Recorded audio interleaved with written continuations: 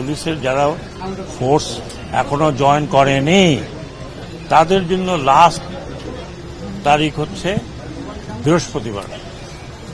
বৃহস্পতিবার পর্যন্ত যদি আপনারা কেউ ফোর্সে জয়েন না করেন তাহলে আমি আইজিপি সাহেবের সাথে আলাপ করেছি, র্যাবের ডিজির সাথে আলাপ করেছি, মেট্রোপলিটন পুলিশ কমিশনারের সাথে আলাপ করেছি।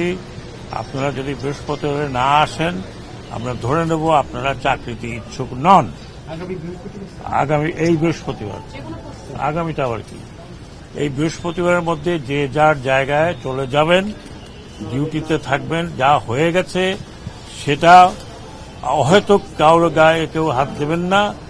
বিচার করার আমরা প্রক্রিয়াটা করব, বিচার বিভাগ বিচার করবে। যারা দোষী হবেন, বড় দোষী ছোট দোষী যেই হোক, তাদের পানিশমেন্ট হবে।